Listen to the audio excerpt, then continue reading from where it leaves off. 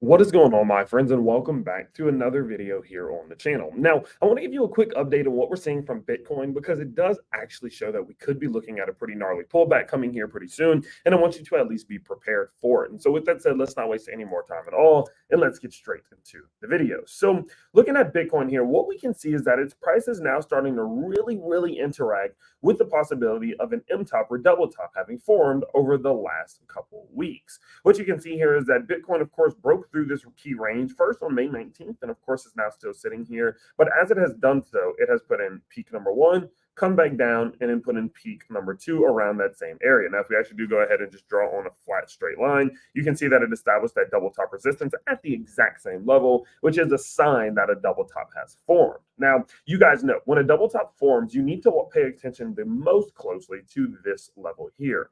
Generally, it's going to be a range, and this range is called your MLS. Now, an MLS stands for your mid-level of support, and it's quite simple, right? You take peak number one, you take peak number two. You go to the middle of those and find out where we found support, and that's your mid-level support.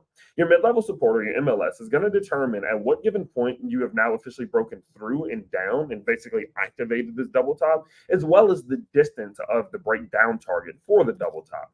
So generally what that means is that once you have a level like this one, right, this is going to be the area where if you are above it, you're okay. If you're below it, things are getting ugly and you're likely going to pull to the downside, okay? And so what we're able to do actually is take the distance from the top of the double top all the way down to the MLS bottom and apply that distance to the MLS bottom, and that's going to give you your breakdown target. This is the zone, or this is the level in which the price will generally, across historical averages, will reach once it breaks below the MLS. Now, interestingly enough, if we do look at this from this perspective, what it says is that if we do see Bitcoin lose $66.5 thousand to the downside, the likelihood here is that we will get a $61,000 600 Bitcoin not too far after, because that is your historical breakdown target. Now, that breakdown target does align very well with this previous point of support that we saw here, previous point of support that we saw here, and here, and here, which goes to show that we're just so happen coincidentally aligning a breakdown target with a strong zone of support and liquidity,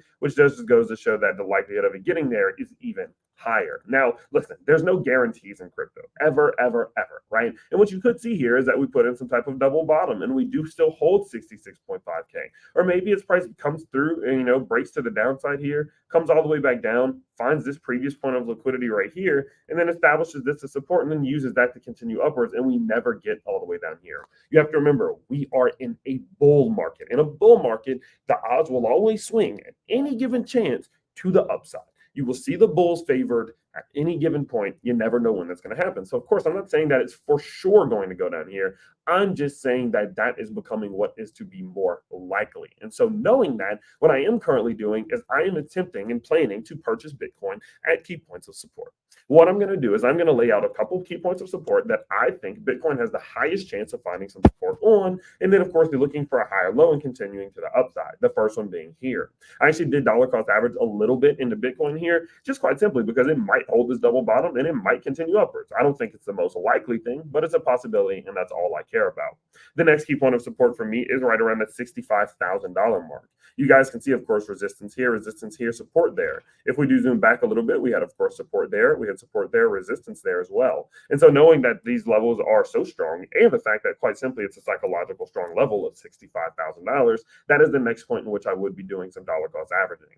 And then below that, my final point of dollar cost averaging would happen if we see Bitcoin's price fall between $61,000 and $60,500. This is the level in which I do think we would see Bitcoin really try to get a strong bounce up to the upside and maybe even make some type of structure, right? Maybe at this given point, we're looking at something like this. And at that point, I definitely would be wanting to buy towards the bottom side. And so because of that, I am attempting to average cost in there as well if Bitcoin's price does collapse. And so because of that, that's all I'm doing at this point.